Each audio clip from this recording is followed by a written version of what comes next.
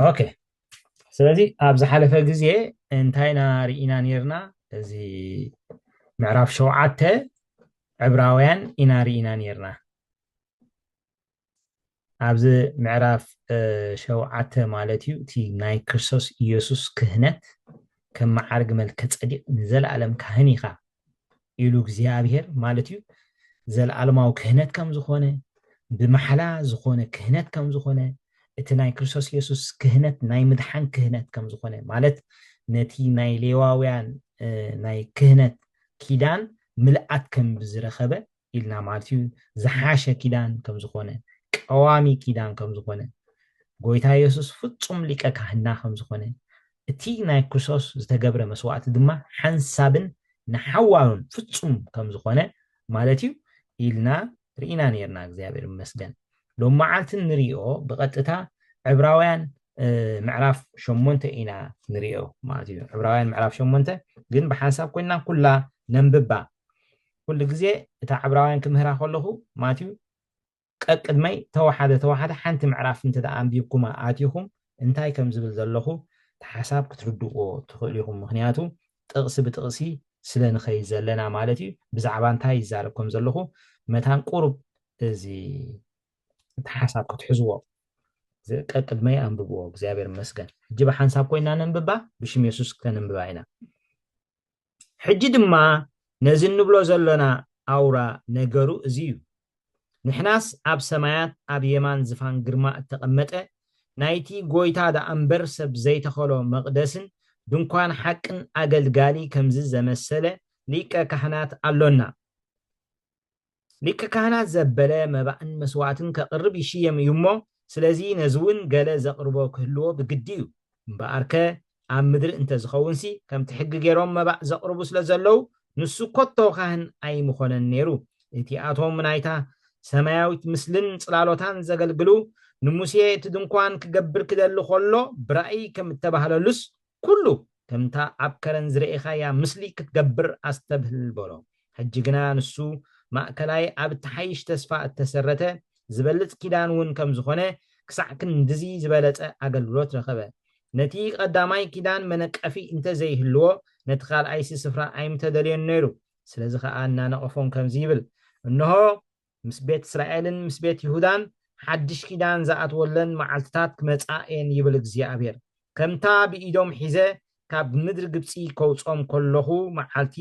ምስ ኣቦታቶም ዝኣተኽዎ ኪዳን ኣይኮነን ንሳቶም ብኺዳነይ ኣይፀንዑን እሞ ኣነ እውን ሸለል በልክዎም ይብል እግዚአብሔር ድሕሪ እተን መዓልትታት እቲኣተን ምስ ቤት እስራኤል ዝኣትዎ ኪዳን እዚ እዩ ንሕጋጋተይ ኣብ ሓሳቦም ከእትዎ ኣብ ልቦም እውን ክፅሕፎ እየ ኣነ ኣምላኽ ክኾኖም እየ ንሳቶም እውን ህዝቢ ክኾኑን እዮም ይብል እግዚአብሔር ዓመፃኦም ክምሕር እየ እሞ ንሓጢኣቶም እውን ድሕሪዚ ኣይክዝክሮን እየ ካብ ንእሽቲኦም ክሳዕ ዓብኦም ዝፈልጡን ስለ ዝኾኑ ነብሲ ወከፍ ንወዲ ዓዱን ነብሲ ወከፍ ንሓውን ንእዝጊ ፍለጦ ኢሉ ኣይክምህሮን እዩ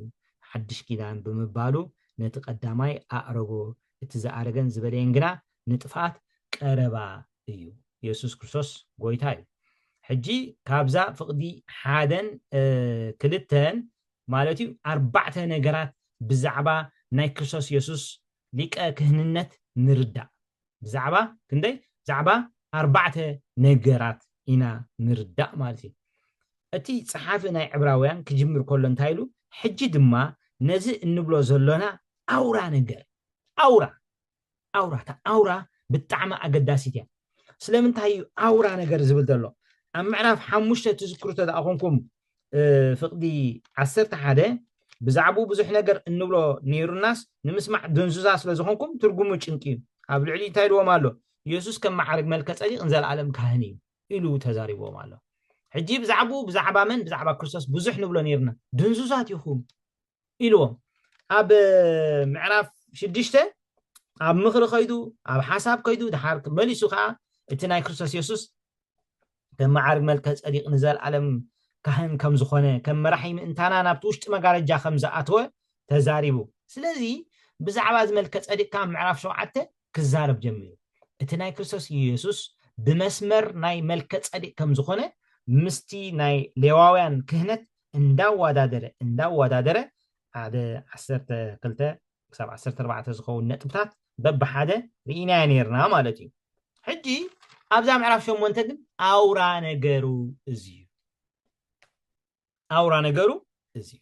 اورا مات اقداس نطبي ازيو اقداس نطبي سلامنتاي اتناتي ناتكم ليك كهنات كريستوس يسوس اب سمايات اب يمان زفان غرما تقمطه نايتي مقدسن دنقان حقن اገልጋሊ ዝኾነ ክርስቶስ ኢየሱስ እዩ ዘሎና አውራ ነገር ስለምንታይ ብዛዕባ መልከ ጼዴቅ ብዙሕ ክትዕ ስለ ዘሎ ክርስቶስ እዩ ክርስቶስ ኣይኮነን ምስሊ ክርስቶስ እዩ ምስሊ ክርስቶስ ኣይኮነን መልከ ጼዴቅ ኤፒፋኒ ተባሂሉ ካብ ዝግለጽ ኣገላልጻ ናይ ብሉይ ኪዳን ክርስቶስ ኢየሱስ ዝተገልጸሉ መንገድታት ማትዩ ምሳሌ ናይ ክርስቶስ እዩ ጽላሎት ናይ ክርስቶስ እዩ እንብሎ ኣብ ብሉይ ኪዳን ብዙሕ መንገዲ ናይ ክርስቶስ ምሳሌታት ኣለና ሶ እዚዩ ኢልካ ምክታዕ ዘይኮነ ጎይታ ኢየሱስ ሲ እዩ ዝብል ዘሎ ዝጽሓፍ እቲ ኣውራ ነገር እዚዩ ጎይታ ኣብ ሰማያት ኣብ የማን ዝፋን ግርማ ዝተቐመጠ ጎይታ እዩ ናይቲ መቅደስ ሓቅን ድንኳን ሓቅን ኣገልጋሊ እዩ ድማ ኢሉ ኣውራ ዝኾነ ነጥቢ ክዛረብ ከሎ ንሪኦ ማለት እዩ ኦኬ ስለዚ 4 ነገራት ብዛዕባ ናይ ሊቀ ክህንነት ናይ ክርስቶስ ኢየሱስ ማለት እዩ ተቀዳማይ ተቀመጠ ኣብ የማን ዝፋን ግርማን እንታይ ገበረ ተቀመጠ ተቀመጠ ክብለና ከሎ ኣገልግሎቱ ብግቡእ ከም ዝፈጸመ ከመልክተልና ስለዘለየ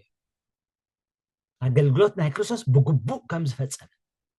ፍጹም ከም ዝኾነ ሙሉእ ከም ዝኾነ ደጋጊሙ መስዋዕት ክስውዕ ኣይነብርን እዩ በአንጻሩ ሌዋውያን ካህናት እንታይ ገብሩ ነይሮም ደው ኢሎም የገልግሉ ነይሮም ነቲ መስዋዕት ድማ ደጋጊሞም ዘቅርብዎ ነይሮም ስለዚ ነቲ መስዋዕቲ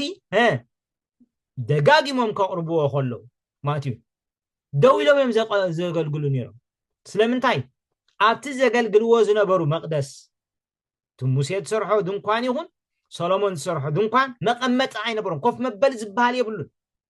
ኣይተጠቅሰልና ስለምንታይ ደው ኢሎም ዘገልግሉ ንኣብነት መዓልቲ ዕርቂ እንድሕር ተወሲድናሲ በቃ ሙሉ መዓልቲ በኣ ደው ኢሉ ይዝውዕል ትኻ እዚ እንታይ ዘመልክተልና እቲ ናይ ሌዋውያን ክህነት ምልኣት ከም ዘይነበሮ ጎይታ ኢየሱስ ግና ናቱ መስዋዕትን ኣገልግሎትን ኣብ ምድሪ ፍጹም ከም ዝኾነ ነቲ ኣብ ምድሪ ዝጀመሮ ናይ ምድሓን ዕዮ ድማ ብምልኣት ከም ዝፈጸሞ ፈጺምዎ ጥራሕ ዘይኮነሲ ኣብ የማን ኣቦ ከም ዝተቐመጠ ናይ እግዚአብሔር ቃል ኣነጺሩ ይነግረና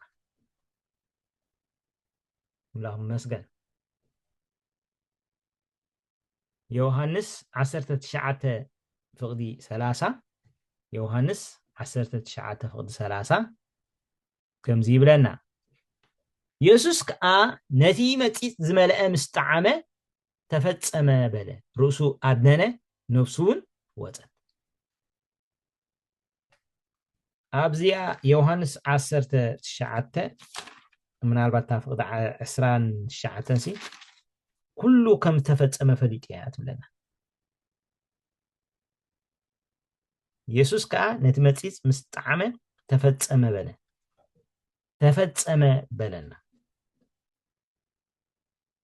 ኣብ ካልእ ያ ድሕሪ ኢየሱስ ፍቅዲ 28 ድሕሪዚ ኢየሱስ ኩሉ ከም ተፈጸመ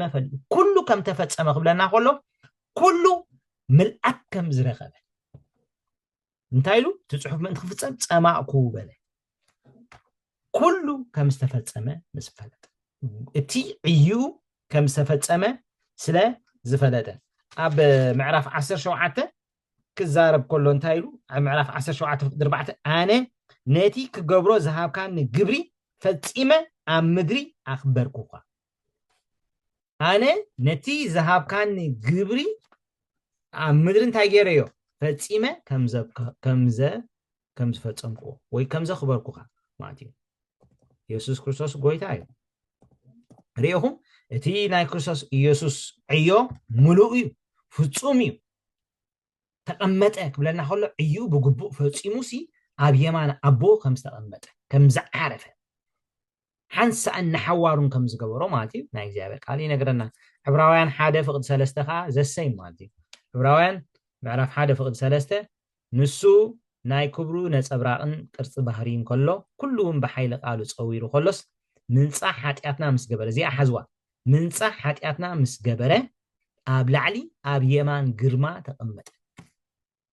منصح حاتياتنا مسجبرة سيزي تفتسأمة تقمت أخبلنا خلو مالتي كله نجر ناي مدحان صح بقبو كم زفتسأمة ناي حاتياتنا منصح بملأت كم زفتسأمة وما فتسيموها أب يمان أبو كم استقمت يزاربنا هاي مالتي زي ناي كريستوس يسوس مسواتي دقاقي مخسوة عينبر قويتا دقاقي مخسوة عينبر دقاقي مخموت عينبر حجي نتوم استقبلوا وزبلوا انتاي بزي حاتياتي زقلت قويتا حجي خمتشي قناخة ها بزي حاتياتي زقلت بزي حاتياتي زمت يسوس كريستوس قويتا إيو أملاخ استمسقنا هون عبران شعاتك على عسران شنك سعب عسران شو منتن قومي لنا له بزي زيس كان مسرات عالم جميلو بزح ساعة مكرا خصقب نتقبو نيرو عبران معرف شعاتة كاب عسران شنك سعب عسران شو منتن حجقنا بمسوات رؤسو نحاتيات كسعر إليو أمود أتا زمانات حد جزيت تقلسن كم تنسب حانسا أمومات دحريهم فرد التسرعة كومخا اتين حاتيات بزحات كرحق إلو حانسا تسوى كريسوس نمدحان توم زصبيو كالا أي جزي بزي حاتيات كقلت كالا أي جزي انتاي قبري بزي حاتيات كقلت واي اتناي مدحان سرح تقبري ناي مدحان سرح أوريدي تفتشي سلازي أربعة نجار النريو تقدماي تقمت أخبرنا خلو سرحوا بقبو فتشيمي زليك أكهنا أزي تقال أي حساب أبيمان زفان جرما أبيمان زفان جرما تقمت إلنا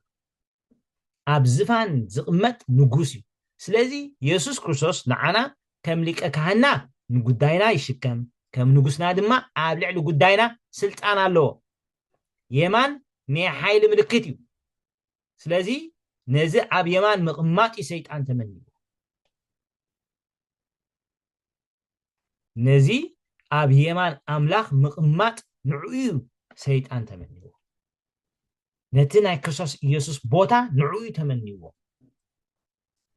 إسياس معرف 14 زلو ملو هون رئين غينا هزقل 20 شو منتن كننبون خلينا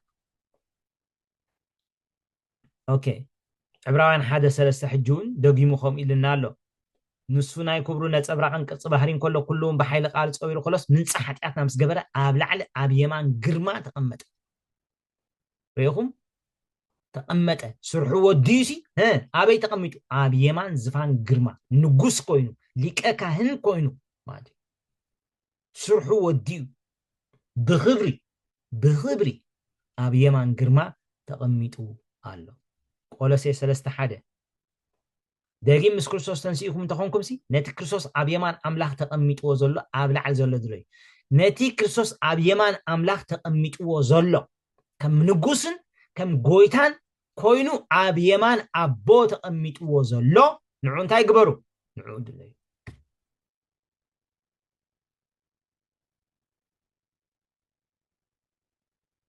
يا قداماي بيتروس 3:22 نسو ناب سماي عاريغو اب يمان املاح الله نعو ملأختي سلطاناتن حيلتاتن يغزو አሉ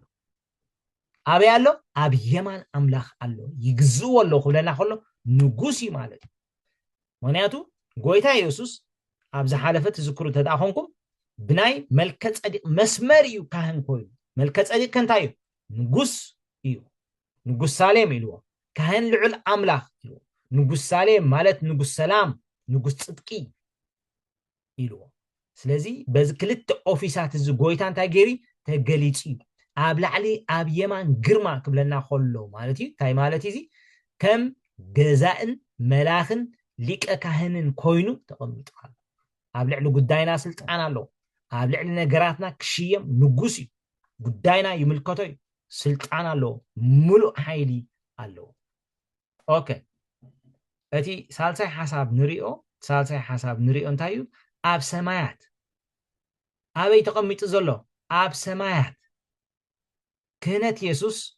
ኣብቲ ኣብ ሰማያት ዘሎ ድንኳን እዩ በንጻሩ ክህነት ሌዋውያን ኣብቲ ብሰብ እተገብረ ድንኳን ማለት ኣብቲ ሙሴ ዝተኸሎ ድንኳን እዩ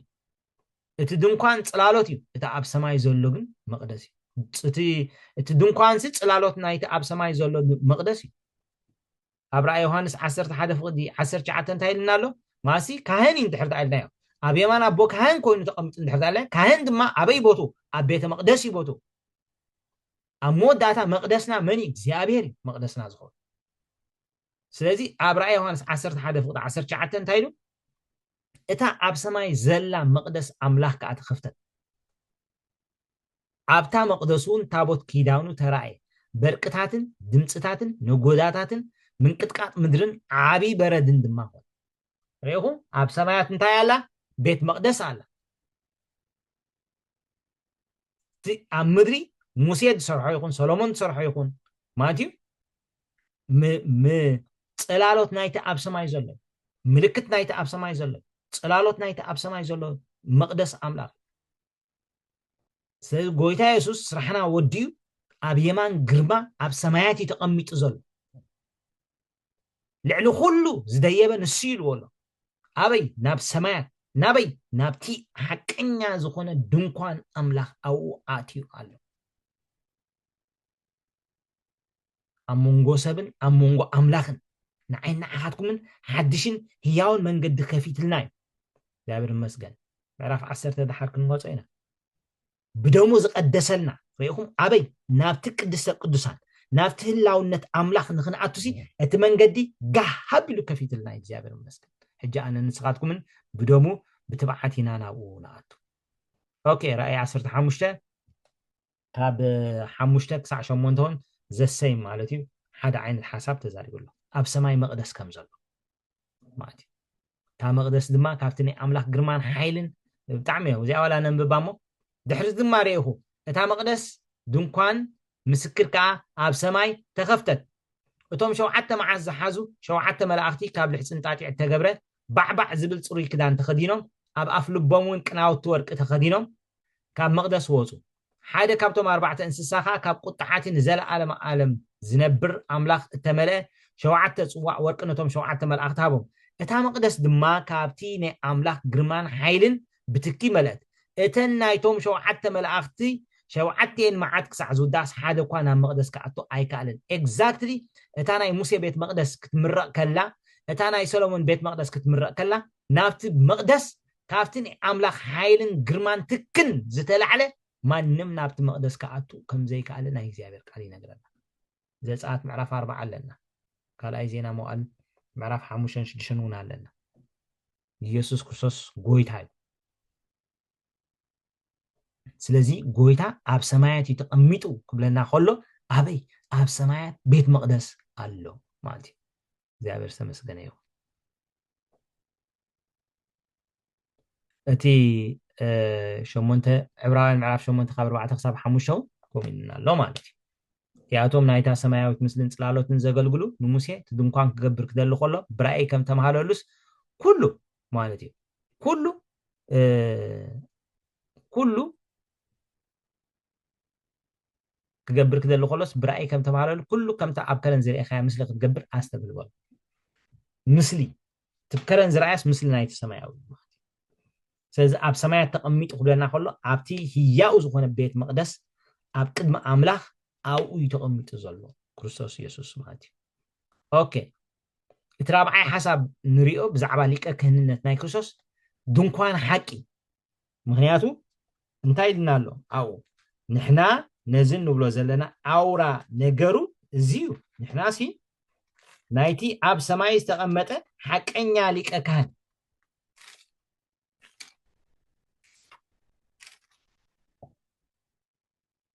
نحناس أب سمايات أب يمان زفان جرما التقمت نايت جويتا دا أمبر سب زي تخلو مقدسن دونكوان حق أقل قالي كم زي مسألة اللي كانت لنا دونكوان حقي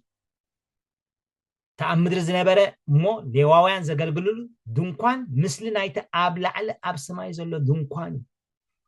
دونكوان حق مالت أب سماي زلو دونكوان أملاخ دا أمبر سب زي تخلو أيكونا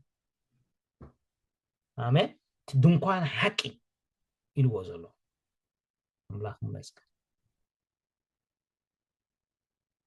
نسو عبران معرف شمونتا كاب سلسة خساب حموشتا بروه بزخونة أغميتو هلو مالتي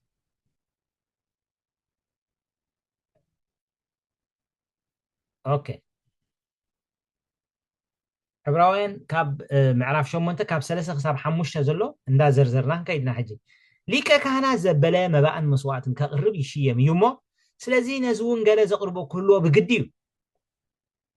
بارك أمدر انت زخون سي كم تحق غيرهم مباء زقربو سلازلو نسو كوتو كهنا أي مخونا نيرو اتي آتوم نايتا سمايات مثلن تلالوتن زقلقلو نموسيت دنقوان كقبر كدلو خلو برأي كم تبحالو لس كله كم تا أبكرن زريقي خايا مسلخ تقبر أستبه بولو ريقهم كند سرحنا كانت أربعة نقر زرزيرنا لنا حجي كافقد سلسة نقصلا لنا كند سرحنا كانت انتايو مسوعة المقرابي بزي كان ناب أملاك كتقرب عيتخلني خا ناي كان سرح أمونغو أملاخن سبن مقامي تابع عبراين معرف حموش تخن مهار نخلينا ملكاس معرف كل تفقد شو حتى لنا عبراين معرف حموش تفقد حدا لك كهن زبلسي سلسب بني أملاخ نقري دشيمي لنا ماتي ملكاس كل تشو حتى فلتت حق مهر ماتي ني أملاخ زبلس تسكم مني اتكهني إنا سلازي انتاي مالتي زي بزي كهن ناب أملاخ تقرب عيتخلني خا إسرائيل ترى حد ما بكهنات جيران أملاك تقرب عدل صهاب حوادي إسرائيل ترى بمسواتي جيران مس أملاك نختعرق حزب إسرائيل مالتي حزب إسرائيل مس أملاك نختعرق دم كتفسس تفقد لنا إسرائيل ترى أحزاب أي تفقد لهم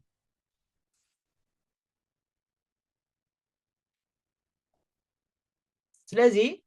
ጎይታ ኢየሱስ ማለት እዩ ጎይታ ኢየሱስ ከምቶም ካልኦት ካህናት ስለ ዘይኮነ መስዋዕቲ ገይሩ ዘቅርቦ ገዛ ርእሱ እዩ እቶም ካልኦት ካህናት እንታይ እዮም ዘቅርቡ ነይሮም እንስሳታት እዮም ዘቅርቡ ነይሮም ደም ናይ ጊበላታት ይኹን ደም ናይ ደዓውል ይኹን ደም ኣርሒዶ ይኹን እዮም ኣብ ክንዲ ገዛ ርእሶምን ኣብ ክንዲ ህዝብን ዘቅርቡ ነይሮም ጎይታ ኢየሱስ እቲ ዘቅረቦ መስዋዕቲ ስለ ገዛ ርእሱ እዩ ነይሩ ኣብ ዮሐንስ ምዕራፍ 10 ጥቅስ 18 እንታይ ኢሉ ባዕለየ በጃ ዘሕልፋ እምበር ካባይ ዝወስዳስ የልቦን በጃ በጃ ዝተውዕሉላ በጃ ከሕልፋ ስልጣን ኣለኒ መሊሰ ክወስዳውን ስልጣን ኣለኒ ነዛ ትእዛዝ እዚኣ ካብ ኣቦየ ዝተቐበልኳ ሪኹም እቲ ኣብ ጌቴሰማኒ ዘቕረቦ ምህለላ መስዋዕትን ኣምላኽ ነይሩ እቲ ኣብ ጌቴሰማኒ ፍቓድካ እምበር ፍቓደይ ኣይኹን ዝበሎ መስዋዕትን ኣምላኽ ነይሩ ባዕለየ በጃ ዘሕልፋ እምበር ካባይ ዝወስዳስ የልቦም በጃ ከሕልፋ ስልጣና በጃ መስዋዕቲ ገይሩ ዘቕረቦ ማለት ባዕለየ በጃ ዘሕልፋ ክብል ከሎ ባዕለየ በጃ ብዙሓት ዝውፍያ እምበር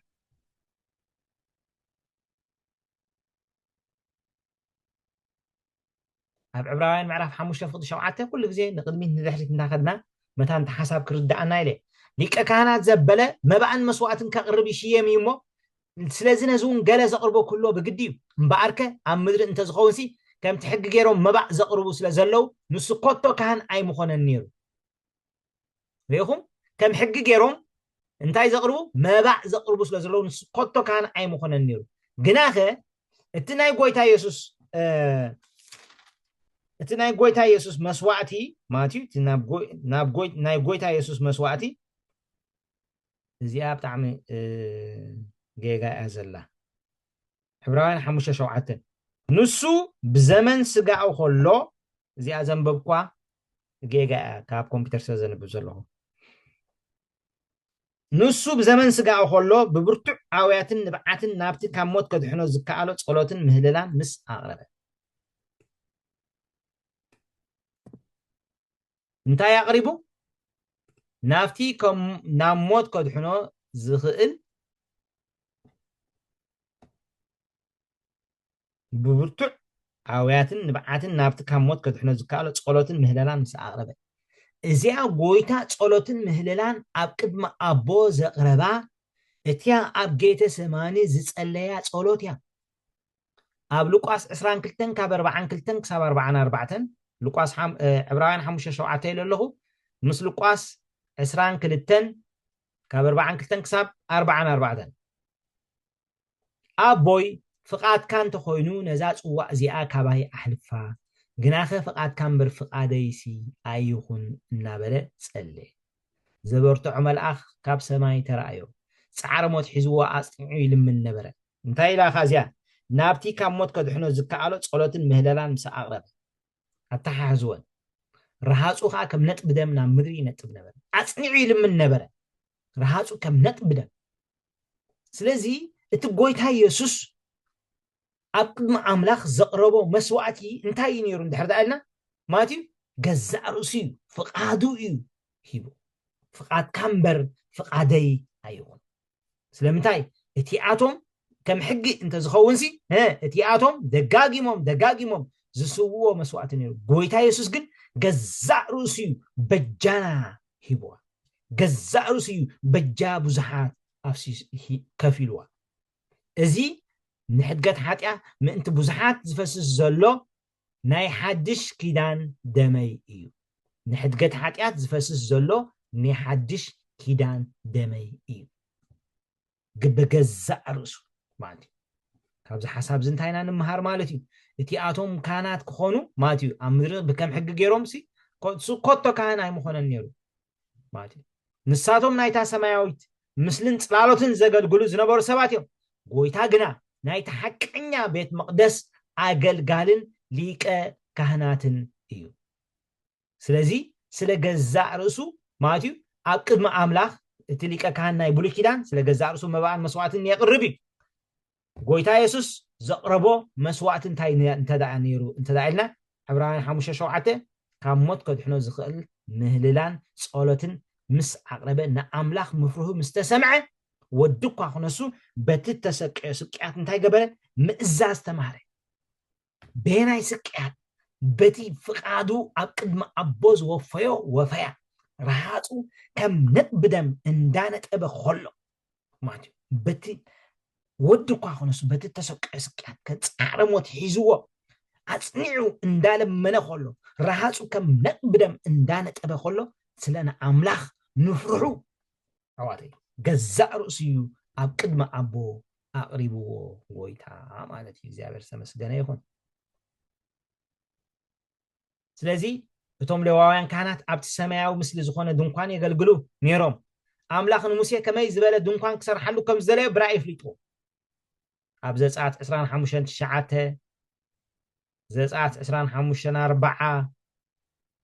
زت ساعة 26 3 كده جمالكم كل حدا يتحسب زات 25 تشعاته زات 25 4 زات 26 3 كلاتكم تحاجاجزو زات 25 4 كم እንደገና زات 26 3 ግብረ ሐዋርያት 7:44 ዘጸአት 25:4 ሲነብስ ወደይ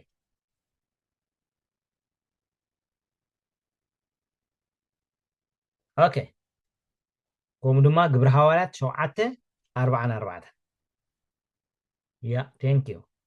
ከምቲ ንሱ ከምቲ ኩሉ ኣነ ዘርኤካ ምስሊ እቲ ማሕደርን ምስሊ ኩሉ ኣቕሖን ከምኡ ግበሩ بيهم اتموسيه زرعايو رئيسي مالتي اتموسيه زرعايو قدم اتبلان نايت بيت مقدس مثل نايتي سماياو رأي سيزي እግዚአብሔር ታይልዎ ከምቲ ኣነ ዘርኤካ ምስሊ ኣብ ሰማይ ሓቀኛ ቤት መቅደስ ኣሎ ኣዊና ድማ ክንኣትሑት ኣዊና ድማ ክነገልግል እቲ መጋረጃ ተተርቲሪ ከልካለ ቀጽሪ ተኸልኪል ከልካለ ቀጽሪ ፈሪሲ ቀዳማይ ዜና 18:19 ማቲው እግዚአብሔር ንሙሴ ጥራሕ ዘይኮነ ምስሊ ናይታ ሰማያዊ ድንኳን አርእይዎ ንዳዊት ውን ፕላን ሂብዎ ማቲው ስለዚህ ቲአቶም አገልገልቲ እቶም ኣብ ግዜ ሙሴ ዝነበሩ ካህናት ይኹኑ ኣብ ግዜ ሰሎሞን ዝነበሩ ካህናት ይኹኑ አገልገልቲ ናይቲ ምስሊ ሓቂ እዮም ታ ድንኳን ሓቂ ግን መኒ አገልጋሊያ ክርስቶስ ኢየሱስ ማቲው داويد كا እግዚአብሔር እዚ ኩሉ ብፅሕፈት ካብ ኢዱ ንዓይ ናይ እዚ ምስሊ ስራሕ ኩሉ ከም ዘስተውዕሎ ገበረን በለ ምስሊሲ ትፕላን በቃ ሂብኒ ማለት ኢልዎ ምዚ ኩሉ ዝተሓሓዘልና ኣብ ሰማይ መቅደስ ከም ዘሎ ራእይ 11 19 ኢልና ፀኒሕና ራእይ 15 ካብ 5 ሳዕ 8 ኣንቢብና ፀኒሕና ኢና ኣቀድም ኣቢልና ኣብ ሰማይ ዘላ ቤት መቅደስ እንታይ ገበረት ተኸፍተት ኢልና ኣሎ ተኸፍተት ስለዚህ እቲኣቶም ናይታ ሰማያዊት ምስሊ ድንኳን ናይታ ሰማያዊት ድንኳን ናይታ ምስሊ ዝኾነት ናይታ ምስሊ ናይታ ሰማያዊት ድንኳን ኣገልገልቲ እዮም ጎይታ ኢየሱስ ግና ናበይ ኣትዩ ናብታ ሰማያዊት መቅደስ ናብታ ናይ ላዕሊ መቅደስ ናብኣ እዩ ኣትዩ እግዚአብሔር ተመስገን ኣብ ቅድሚ ኣቦይ ኣትዩ ዕብራውያን 8:6 ሕጂ ግና ንሱ ማዕከላይ ኣብ ተሓይሽ ተስፋ ተሰረተ ዝበልፅ ኪዳን እውን ከም ዝኾነ ክሳዕ ክንድዚ ዝበለፀ ኣገልግሎት ረኸበ بيخوم من حدش كدان أجلجلت ناي كرسوس يسوس سلسته باللجاتات الله سلسته باللجاتات الله قدامي زحاشة تسفاي قدامي زحاشة تسفاي تناي كرسوس يسوس ني حدش كدان أجلجلت مالتي راين معرف شو ما انت فقد شد الشيء زر الله هجي مغنياتو انت هيدو والله حجي قنا نسو مع كلاي أبتحيش تسفات تسرته زبلت كدان ون كم زخونك ساعة كم زبلت أجلجلت رقبه زحاشة تسفاي تناي كرسوس يسوس ني حدش كدان أجلجلتي سلسته باللجاتات الله يزول الله سلسته باللجاتات الله قدامي زحاشة تسفا كالاي زبلت كدان سالساي زبلت أجلجلت هاليلويا مصحف قدس بزعبا كرسوس راح يسارب دزارب كابزا فترة كسعرا يوحنس بزعبا يسوس يتزارب صبو هاليلويا እሺ ናይ ሓድሽ ኪዳን ኣገልግሎት ኢየሱስ ሰለስተ ብልጫታት ኣለዎ ናይ ሓድሽ ኪዳን ኣገልግሎት ኢየሱስ ሰለስተ ብልጫታት ኣለዎ ቀዳማይ ዘሐሸ ተስፋ እቲ ተስፋ ናይ ዘለዓለም ህይወት እዩ ምሱ ጥቅስ ክበኩም التسفى ناي زل عالم هيوت ايو تيتوس معرف حادة تاب كلته كسع فقدي سلسته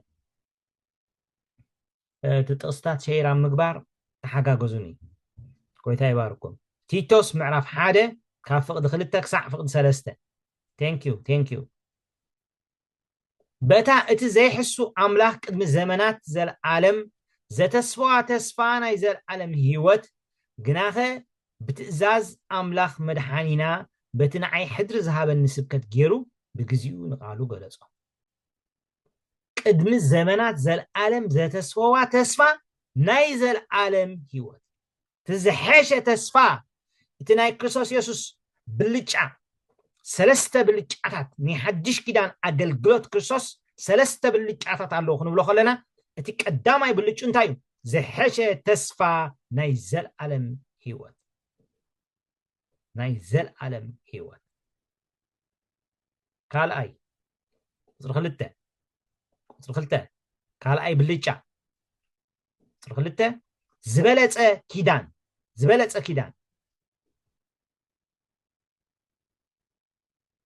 صرخلته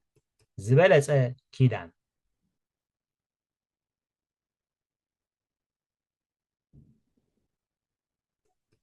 صبو نغصل زبلص كيدان كالاي بلچا مالتي زبلص كيدان تنا اغلغلوت ناي كرسوس زي فرسن زي لوطن كيدان زي فرسن زي لوطن كيدان معناتو اتي بولي كيدان تلويتي رواتي حدش كيدان بمبالو نتقدماي ارغويلنا لولو اب عبرانيين 8:13 ስለዚህ ተዛረገን ዝበለየን ግና ጥፋት ቀረባይ ደሓንታይ ከም ዝኾነ ትርጉሙ ክንርኤና ግን እቲ ናይ ክርስቶስ ኢየሱስ ኣገልግሎት ኣብ ሓድሽ ኪዳን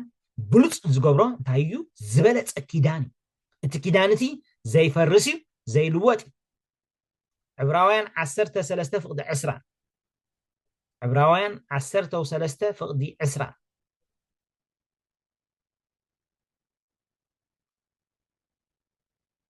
اوكي ننبب بحجي بشم يسوس أملاخ سلام جنانتي بنايزل عالم دم كدان عبي قواسا أباقي قويتانا يسوس كريستوس كاموتا زتنسو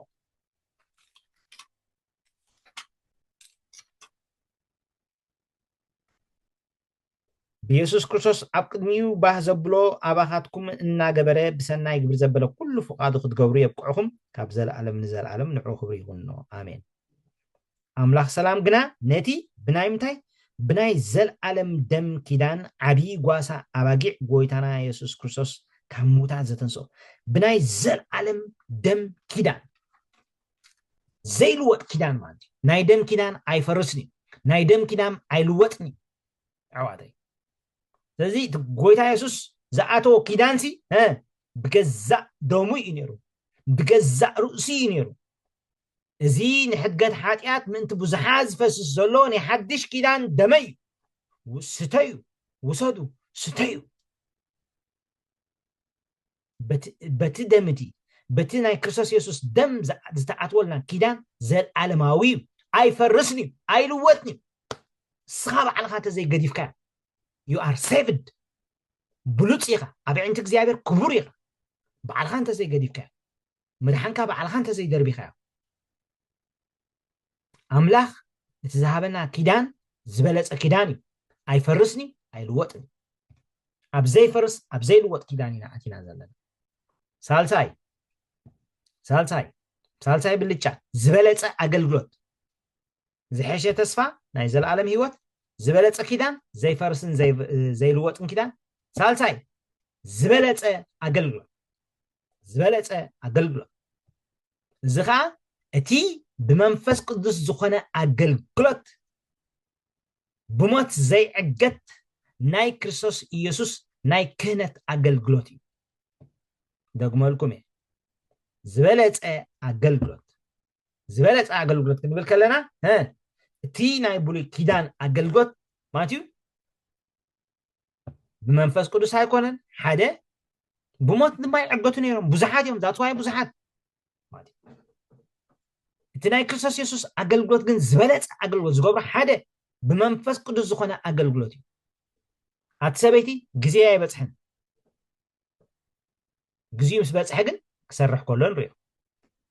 أبوي فقط كامبر فقط يايكم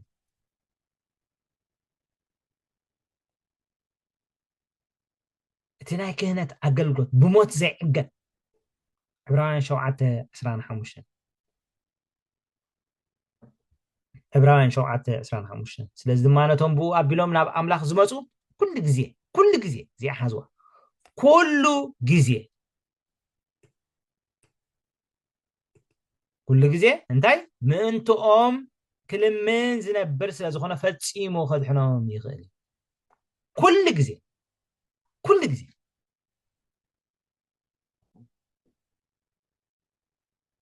سلازي ناي كريستوس يسوس هاغلغوت أب حدش كيدان سلسته بلچاتات አለው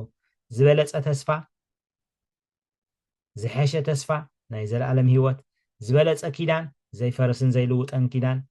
ዝበለጸ አገልግሎት ብመንፈስ ቅዱስ ዝኾነ አገልግሎት ብሞት ዘይዕገት አገልግሎት ናይ ክርስቶስ ኢየሱስ ክህነት ብሞት ዘይዕገት እቲኣቶም ብሞት ስለተኸልከሉ ብዙሓት እዮም ነይሮም እዚ ግና ኢልዎ ኣብ ዕብራውያን ምዕራፍ 7 ፍቕዲ 23 እቲኣቶም ስኸይነብሩ ብሞት ስለተኸልከሉ ብዙሓት ካህናት ነበሩ ፍቕዲ 24 እዚ ግና ንዘለዓለም ዝነብር ስለዝኾነ ዘይሓልፍ ክህነት ኣለዎ ليهم زي حلف كهنة اللو نزل علم هياو كونو سلا زنبر مادي اوكي كبرنا عملاخي هون حدش كيدان كل جزي مس بولي كيدان كنواد درو خلنا ابزبالة كيدانينا اتينا زمن حدش كيدان ناي كبر كيدان حدش كيدان قلبابن مغارجان أو حدش كيدان قلبابن مغارجان تقنتي تلنايو كالكال زيبلنا نبقض ما أملاك كنأتو تبعات ألونا تبعاتنا دم كريستوسي بقزيت أبابانا زخون محرت من انتخن قبل نقزيت أبابانا زخون تسأقاد ما من انتخن ركبسي ناب زفان تسأقا زفان فردي كون النعانا زفان تصدقين عنا زفان محرتين عنا زفان واو زفان فقرين عنا زفان ناي تقبلنا زفانين عنا حوالي زفان تبعاتين عنا سلازي قويتانا نت قلباب نت مقارجة انتا قيروي كانت اتوي كالاي قرنطوس معراف سلسته كاب شوعته خساب 18 زول حساب نزو كله انت دا انبيكمو حجي كانوا بوين خدينا من البات نوح سلازبله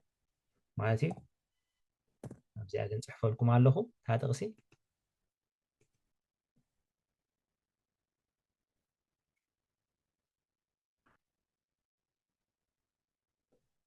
اتاناي بولي كيدان اتناي بولي كيدان اغلغلوت بولي كيدان انبلو اغلغلوت انتاي زبلو بخبري مصي زبلو ግናኸት ሓድሽ ድኔ ሓድሽ ኪዳን ኣገልግሎቲ ብኽብሪ ይበልጽ ሃሌሉያ ዝዓዝዝ ክብሪ ዘለዎ ናይ ሓድሽ ኪዳን ንሕና ኣቲናዮ ዘለና ሓድሽ ኪዳን ዝበለጸ ክብሪ ዘለዎ ደቂ እስራኤል እቲ ሓላፊ ገጽ ሙሴ መታን ከይርዩሲ ሙሴ ኣብ ገጹ ጉልባብ ይገብር ነይሩ ንሕና ጉልባብ ኣይንገብርን ኢና ጉልባብ ተቐንጢጥዩ ጉልባብ ተቐሊዕዩ بكريستوس يسوس تماغارج حنس ان حوارن تقليلنايو تقنطيطلنايو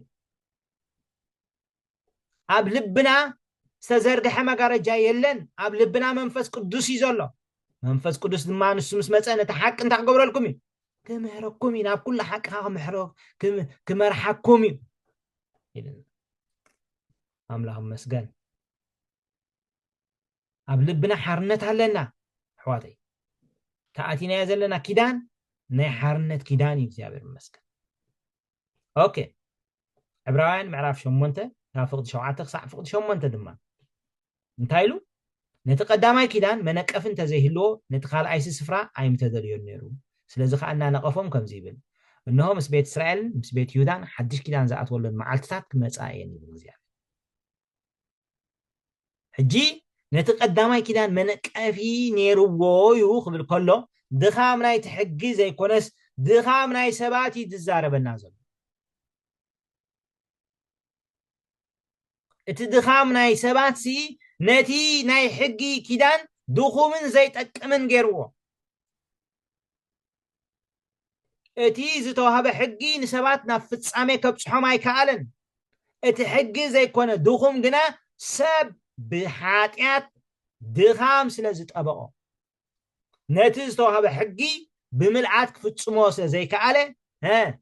نتي ዝተوهبه كيدان زي طقم كوين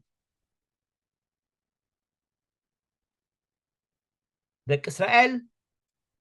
اب كرنسينا نتي دمص املاح مش سمعو ولاتنا ابز صات 10 شعات لنا نفلطين نموسي انتاي لمو كل زعززنا كنجبرينا إلهم كابتا خرن ورد مسبولو جن بتا قدامي تحق خوت كلهم دري أنا إخزيابير أملاكا بجكاي كالا أتو أمالك أي تكبر زبولهم سي كابتا خرن مسوردو مراح كسر كلهم دري تحق ديدهم أيكونن تحق السنايو تحق قدوسيو تحق صادقيو ሰባት ግን ኣብ ገዛእ ርእሶም ድኻም ስለ ዝጠበቆም እቲ ቀዳማይ ኪዳንሲ መነቀፍ ተረኺብዎ በቃበር ተረኺብዎ ምልአት ናብ ምልአት ከብጽሖም ኣይከኣለን ኣምላኽ እቲ ሕጊ ዝሃቦም ናብ ክርስቶስ መታን ከብጽሖም እዩ ስኩል ማስተር እዩ ዝብሎ ብትና እንግሊሽ ቤት ትምህርቲ እዩ ምን ኣሎ ቤት ትምህርቲ ከይዱ ተማሂሩ ዝኾነ ዲግሪ ወይ ዲፕሎም ተዳ ዘይቅበለሉ ዝኸደ ዲግሪን ዲፕሎምን ተዳ ዘይቅበለሉ ኾንካ ሓደ ትምህርቲ ኣይትኸይድኒ ኢኻ ኣይትመሃሮን ኢኻ ልክዕ ከምኡ ኮይኑ እግዚአብሔር ነቲ ሕጊ ክመሃርዎ ነቲ ሕጊ ክገብርዎ ብኡ ክመላለሱ ይብዎም ንሳቶም ግን በታ ቀዳመይቲ ሕጊ ክወጥቁ ከለዎም ርኦም ስለዚ ነቲ ኪዳን እግዚአብሔር ሸለል ኢልዎም ንደቂ እስራኤል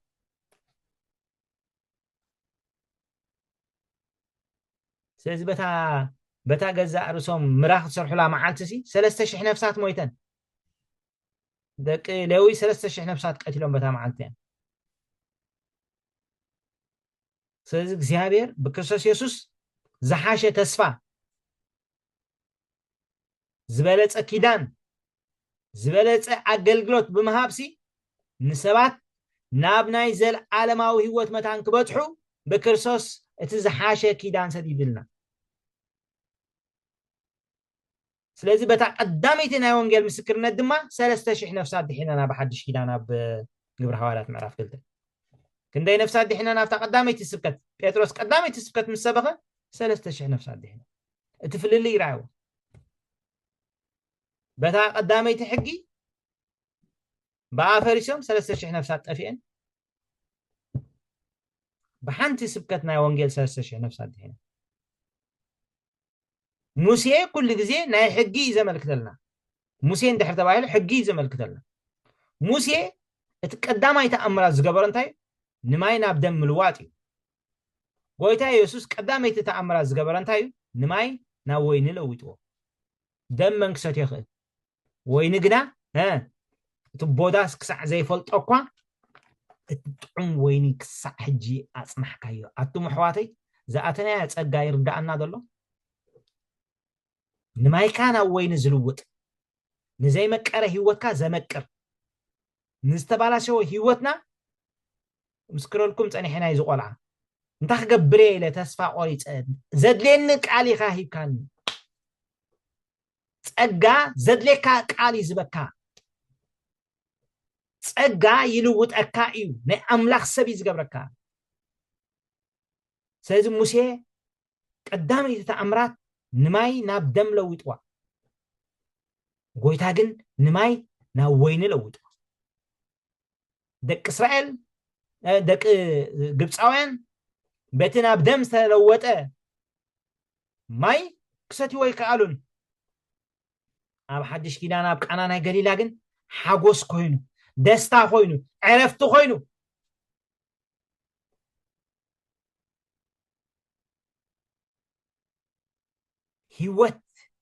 ህይወት ሸቲቱ እትመርዓ በሓዘን ክውዳእ ዝግብኦ መርዓ ብሕፍረት ክውዳእ ዝግብኦ መርዓ ብኹርዓት ተወዲ ብዕልልታ ተወዲ ጸጋ እዚ ዝኣተኻዮ ኪዳን ኣስተውዕሎ እቲ ሕጊ ቅዱስ እዩ እቲ ሕጊ ሰናይ እዩ እሱ ይኮነ ሞት ኮይኑ ድኻም ናይ ሰብ ግን ነቲ ሕጊ እንታይ ገይርዎ ድኹም ገይርዎ ዘይጠቅም ገይርዎ ስለዚዩ ነቲ ቀዳማይ ትእዛዝ ነቲ ቀዳማይ ኪዳን እንታይ ኢልዎ መነቀፍ እንተዘይህልዎሲ ነቲ ካልኣይ ስፍራ ኣይምተደልዮን ነይሩ ስለዚ እቲ ቀዳማይ ኪዳን ናይ ሰብ ግብረ መልሲ ይጽበ ናይ ሰብ ተግባር ናይ ሰብ ምእዛዝ ይጽበ እቲ ካልኣይ ኪዳን ግን እንታይ ይጽበ እንድሕር ኢልና ዋላ ሓንቲ ኣይክእልኒ ናትካ ይዝደሊ እኔኹ ፍቓደይንካ ምዕራፍ 10 ዝሓርፍ ንመፅኦ ኢና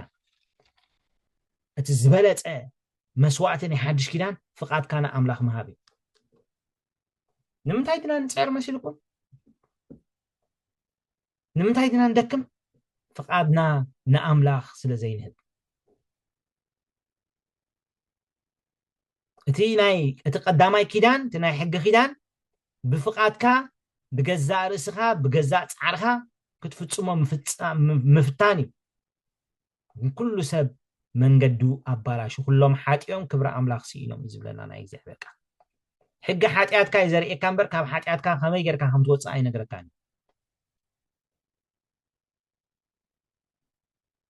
ጸጋ ግን ካብ ሓጢኣትካ ሸፊኑ ሓጢኣትካ ኣርሒቑ ቤን ጌርካ ከም ትኸይድ ቤን ጌርካ ከም ትወፅእ ይዘርእየካ እዚ ኣተናያ ኪዳን ኣጸቢቕና ነስተውዕለሉ ኣምላኽ መስገን ኢየሱስ ክርስቶስ ጎይታ እዩ ሕዋተይ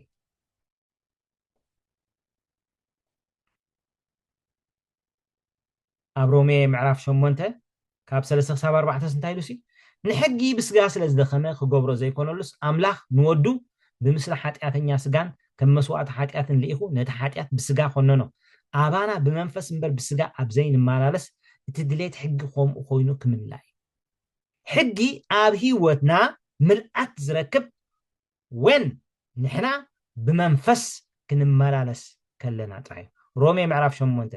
ካብ 3 ክሳብ 4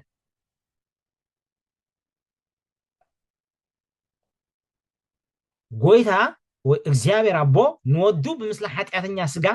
ከም መስዋዕቲ ሓጢአት ሊኹ ነቲ ሓጢአት ብስጋ ኮኑ እዩ ስለዚ ሓጢአት ኣባና እንታይ ይገብርኒ ኣይሰርሕኒ ኖ ሃማርሽያ ስሕተት ኣባና ኣይሰርሕኒ ዓመፅ ኣባና ኣይሰርሕኒ ኣይገዝእን እዩ ኣማኒ ሓጢአት ኣይገብርኒ ሓጢአት ክገብር ኣይኮነሉ ዳግም ዝተወልደ ሰብ ሓጢአት ኣይገብርኒ ሓጢአት ክገብር ኣይኮነሉን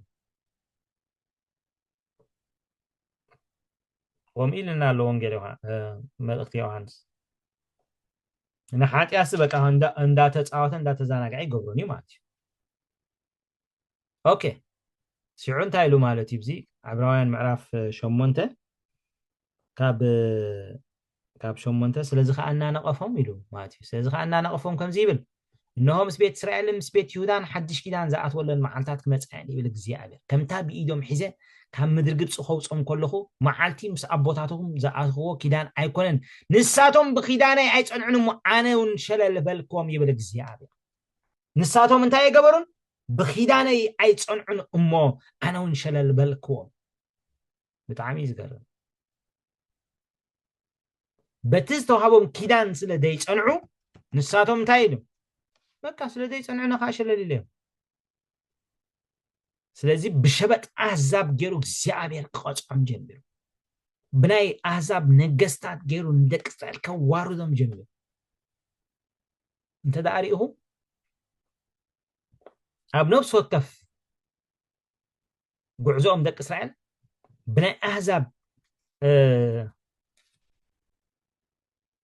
ብናይ ኣህዛብ ነገስታት ክቕፅዑ ከለዉ እንተደኣ ሪኢና ኩሉ ግዜ እቶም ናይ ኣህዛብ ነገስታት ጣዕም ሰበለዎም ሓደ ጣዖት እዮም ዘርግፉ ስለምንታይ ካብ ግብፂ ክወፁ ከለዉ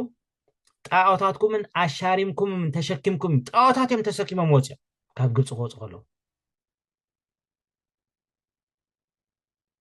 ትንቢት ኣሞፅ ከምኡ ኢልዎም ኣሎ ጣዖታትኩምን ኣሻሪምኩምን ኢኹም ተሰኪምኩም ወፂኹም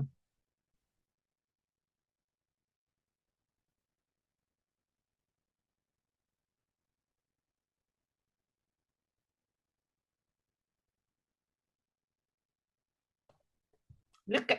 ኣሰሩ መፅዩ ነቶም ደቂ እስራኤል ብፍላይ ነቶም 10 ነገድ ንሰማርያ ድዋዕዋዕ ኣቢልዋ ሰማርያ የለን ከም ዓፍራ ኣብ ልዕሊ ማይ ክድርቤኩም እየ ንእማና ክገማጥሎ እየ ኢልዎም ቶታሊ ኣጥፊዎም ጣዖት ዝበሃል ኣብ ሰማርያ ኣይነበረን ድሕሪ ስለዚ ጣዖት ኣበይ ከይዱ ኣብ ኢየሩሳሌም ከይዱ ኣብ ኢየሩሳሌም ብሰሪ ጣዖታቶም ተማሪኾም 70 ዓመት ስለዚ ምስ መፁ ጣዖት ዝበሃል ኣየምላኹን ጣዖት ዝበሃል ጠፊዩ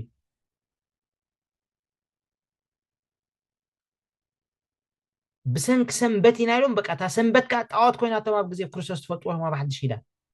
ሰንበት ፈዊስካ ሰንበት ከምዚ ጌርካ ሰንበት ከምዚ ጌርካ እንዳበሉ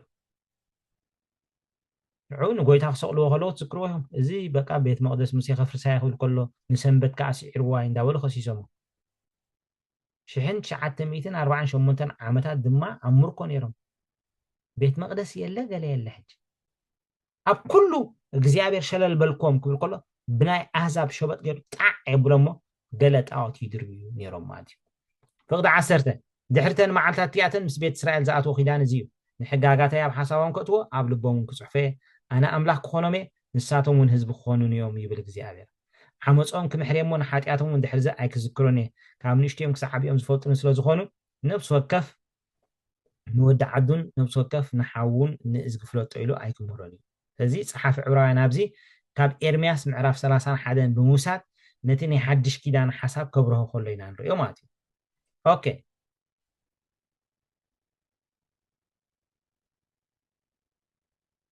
good ሓያለ ነጥብታት ንጠቅስ ክንጅምር ኢና ኣብዚ ናይ ኤርምያስ ምዕራፍ 31 ማለት እዩ ኣብዚ ዕብራውያን ምዕራፍ 8 ካብ 8 ክሳብ 12 ዝጠቕሶ ዘሎ ፍልልያት ብሉይ ኪዳንን ሓድሽ ኪዳንን ብከምዚ ስዕብ ክንጥቕልሎ ንኽእል ኢና قداماي بلي كيدان أبلي كيدان حق كله أبصلات أمني بإيدي تصحيفه حق كله أبصلات أمني بإيدي تصحيفه أب حدش كيدان حق كله أبصلات لبي ناي ود سب بإيد زي كونه بمنفس قدسي تصحيفه نحقاقاتي أب حسابهم كأتو أب لبهم كصحفه ريهم حقاقات أملاخ أب لبن أب حساب سبني تصحف بدقة زي كونس بوشت زوهاب يزخو تحق كله بدقة تحق كله يا تحق كله بدقة بإيدي تصحفه أب صلات أمني تصحفه كالاي قرنطس معراف 3 فقد 3 نزي يبرهالنا كالاي قرنطس معراف 3 فقد 3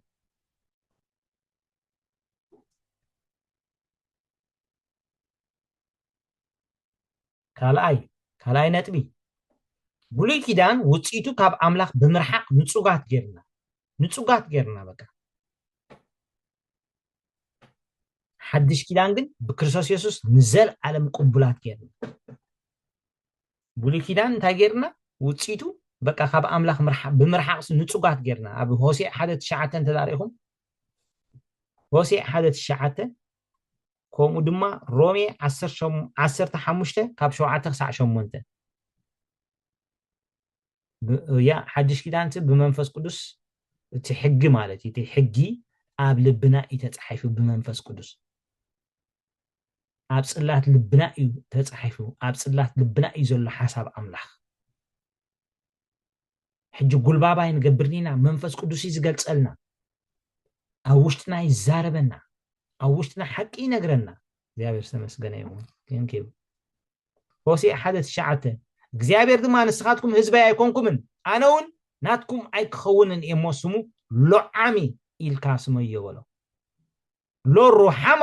ምሕረት ኣይገብረልኩምነ ሎዓሚ ናተይ ኣይኮንኩምን ኣነኻ ናትኩም ኣይኮንኩን ንጹጋት ጌርና ተሓድ ብሉይ ኪዳንሲ በቃ ትናይ ሕጊ ኪዳንሲ ንሰብሲ ንጹግ ጌርዎ ኣብ ቅድሚ ኣምላኽሲ በቃ ትብዓት ዘይብሉ ዘይቅብላት ሰባት ጌርና ኣርሒቕና ቀጽሪ ፈጢሩ ሓድሽ ኪዳን ግን ብክርስቶስ ኢየሱስ ንዘለዓለም ቅቡላት ጌርና ቴንኪዩ ዓለም ሓፍተይ ጎይታ ባርኪ ኦኬ ሮሜ 15 ካብ 7 ክሳዕ 8 ክርስቶስ ነቲ ተስፋ ኣቦታት ከጽንዖስ ምእንቲ ሓቂ ኣምላኽ ኣገልጋሊ ግዝረት ከም ዝኾነ እብል ኣለኹ ስለዚ ድማ ከምቲ ክርስቶስ ንኽብሪ ኣምላኽ እተቐበለኩም ንሓትሕትኩም ተቐባበሉ ክርስቶስ ንኽብሪ ኣምላኽ ኢሉ ተቐቢሉና እዩ ሆሴዕ 2 ፍቕዲ 16 ካብ 19 ክሳብ 20 ፍቕዲ 23 زين كلن كصحف لكم ايه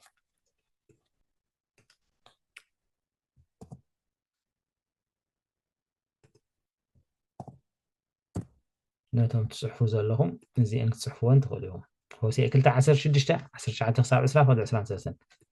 افتيا افقد حد 9 حزبي ايكونكم محرت هاي قبر لكم نيلوم بني حدش كده نزو هوسي تنبيت هوسي كتم بخلهم بجاهم بمنفسني حدش كده نكونكم عم بقول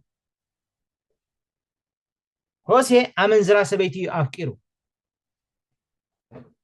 سلازي نتا أمنزرا سبيتي بقى عدقوا بجنزب عدقوا بجاخن خالق سبعي تخوني تتصبيني كسعد من لسكيلوا الساقن عقل سينا نخالق سبعي تأتي سلازي مسيو بقى نابا أمس قربت أنيسا بقى زيوم ناتي هيكون كن بلنا بقى ناتي هيكون كمن أمنزرا سبيتي تمرعي دي حلو كنت هايلو بتا معتي أخوني بالإجابة سبقايل كتصوعني خي دي حرزخ أبا عليل كأي كتصوعني خي يا بجارة عدقوا exactly بالسقم بأغلي غزيوا فوضع عسر شعتا نزل عالم نعيك حس ايكي بصدقم بفردن بسهلن بمحرة نعيك حس ايكي بأمنتك أنا عيك حس ايكي نسخون نتزيابير كتفلت ايخي رأي وتصحف 23 أبزام درزي أنا دما أنا عايك زوري نولو روحا ما خاك محرين نولو عام دما نسخة هزبي خاك بلي نسون أملاخي كبلني exactly ماتي exactly رأيو محيرنا ناتو غيرنا السوخ أناتنا خوي بني حدش كيدان منفس أنبوا تنبيت حسين أنبوا خلو هذه تناي حق خدان نسات تاجروا نسوقات غيرنا نسوق غيروا حدش كيدان جن قبلات غيرنا زيابير مسجن قصر سلسته بلي كيدان كل جزء كتصال مسواتي يتقلب بلي كيدان ما تي تناي حق خدان ما تي بايزوي كل جزء كتصال زخنا مسواتي يتقلب مسوات دما بقعات كون بتزقربو مسوات بقعات كوني كارون حدش كيدان جن بحانت مسواتنا كرساس يسوس نحور في تصمانن صادقان غيرنا no more offering no more sacrifice. The sacrifice of Jesus is enough, enough, enough, more than enough.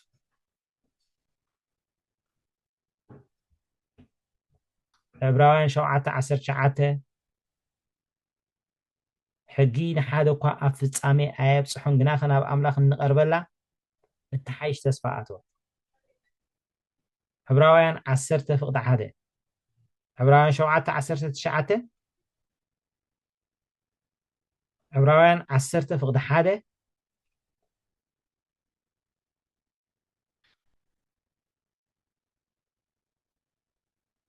عبراوين معرف عسرته كاب عسرته خلته كساب عسرته أربعته زين كلن مالتي بزعبة قصال مسواتن بزعبة ፍጹማን ጻድቃንን ይነግራናል ማለት እዩ ኦኬ ቁጥር 4 ብሉይ ኪዳን ንሓጢያት ይኸድኖ እምበር ኣየርሕቆን ብሉይ ኪዳን ኣብ ብሉይ ኪዳን እቲ ሓጢያት ታይገብር ይኽደን እምበር ኣይርሕቅን ሓድሽ ኪዳን ግና ሓጢያትና ሙሉእ ብሙሉእ እዩ ኣርሕቁ ኣብ ሓድሽ ኪዳን ሙሉእ ብሙሉእ ኢና ሕድገት ሓጢያት ረኺቡ عبراوين معرف 10 خاب 2 9 3 أب عامت بوي مذكرت حاتيات زغون بين بتستخدم حاتيات أب عامت بدم غيرهم عرفت مخدر متحرق خنا تقول له تليك أكانسي أب عامت حنسا إن إسرائيل يتحرقه جن عامت بو مذكرت هاي زغون مغنياتو تحاتيات تخديني إمبر ها هاي رحاقن كم زي غيرنا نحسبه كم زي زمشمشة دنش تحت عراتنا مو نقبره شعو انتاي نقبر الله مسيلكم فنسترانا نخفوتو زمشمشة دنش بتحت عرات غيرنا يالنا سلازي ጫና ኮይንና ለና فنسترانا نخفوتو نفاسي أطوى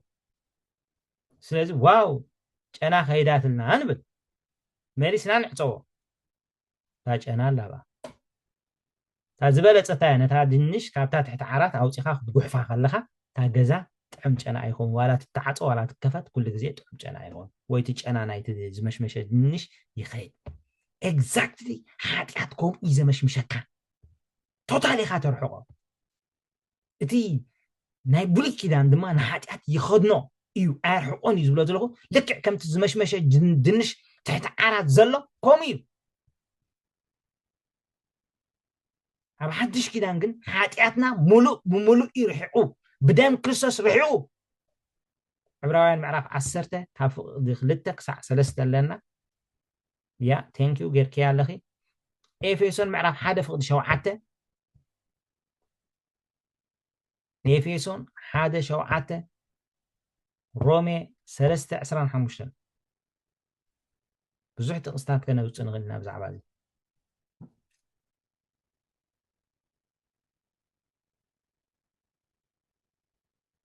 يا ثانك يو ويتا باركاسينا دس وداي اوكي وصل حموشته ኣብ ብሉይ ኪዳን ዕርቂ ክበሃል ከሎ ሓጢኣት ይኽደን ጥራሕ ኣብ ሓድሽ ኪዳን ግን ሓጢኣት ይውገድ እዩ እዚ ትዛዕበ ይፍልል ሕጂ ሪኢኹም ኣብ ብሉይ ኪዳን ተዓሪቕና ኢና እንድሕር ዳ ተባሂሉ ማለት እዩ በቃ እቲ ሓጢኣት ይኽደን ጥራሕ እዩ ግን ኣብ ሕልንኦ ማለት እቲ ዝኸስስ ዕብራውያን ምዕራፍ 10 ካብ 2 ክሳብ 4 ብላዕሊ ጥቂስና ፀኒሕና ኢና ኣብ ሓድሽ ኪዳን ግን እቲ ሓጢኣት ይውገድ እዩ እንታይ ማለት እዩ ኣብ ሕልናና ዝኸስስ ሓይሊ የለን ክብርና ኣምላኽ ይኹን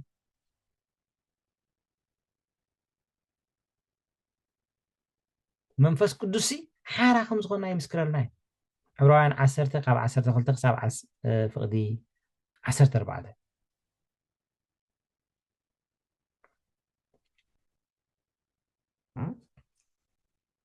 اوكي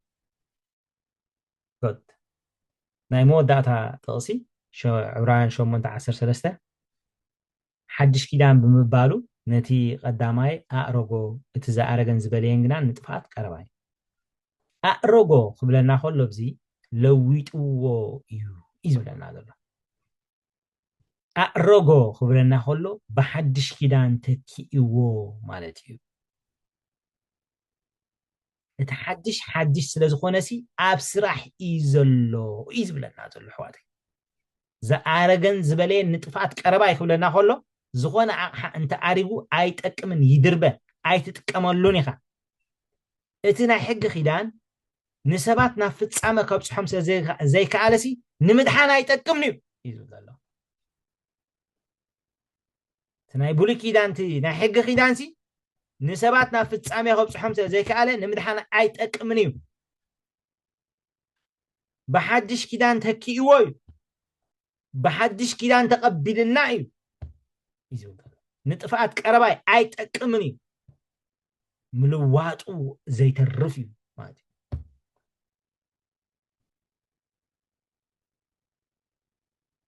أملاهم مسجن لوقاس 20 كلتين فقد 10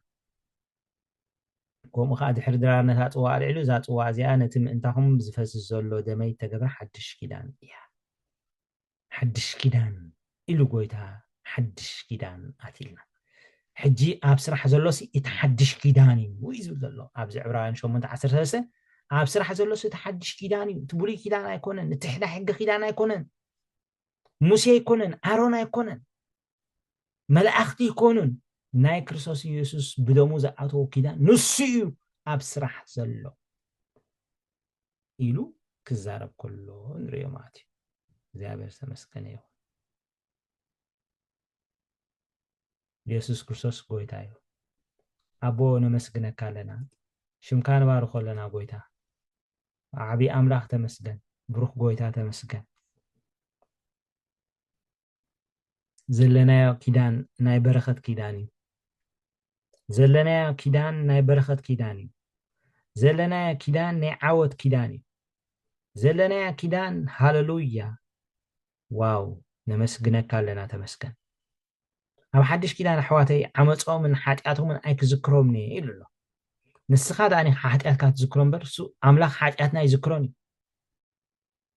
مهنياتو عبسو تحت قلو حاجاتو تصوروا لسبسي بطري إلي داوي سلازي عبسانا حاجاتنا نبحر مرسع دربي ويجانا بحر مرسع دربي أملاخ أي ذكرني يحلف سلازة حدقه بدمو ما تعارق جيرو أقيمو تعارق كاي زيابير تعارق النايم روخان زيابير تقبل النايم you are accepted in the beloved بتفور بوز تقونا هاليلويا قويتها تمسجن حاتياتنا ملؤ سلازة حقا تمسجن لك لنا كبرن بك لنا شمكان بارخو لنا እግዚአብሔር ንስኻ ዓቢኻ እግዚአብሔር ንስኻ ብሩኽ ኢኻ አውራ ሊቀ ካህና ንስኻ ኢኻ መድሓኒና ንብሎ ክርስቶስ ንስኻ ኢኻ ኣብ የማን ኣቦ ዝተቐመጥካ ናይ ምድሓንና ስራሕ ዝፈፀምካ ጎይታ ንስኻ ኢኻ ብደምካ ሓጢኣትና ኣርሒቕካዮ ኢኻ እቲ ምሳና ዝኣተኻዮ ኪዳን ዘለኣለማዊ እዩ ሕጂ ኣብ ስራሕ ዘሎ እቲ ብደምካ ዝሃብካና ኪዳን እዩ እሱ ከዓ ዘይልወጥ زي فرس زحاشة تسفى زلوة واو هاللويا زبلت أكيدان زبلت أقلقلوت زلوة أقلقلوت كائمو كبرن بكاننا تخافلت نايز برخت تخافلت نايز مستير زي سلاز قبر كاننا دما كبر كله نعاخايو سلحواتي مسجنا كالو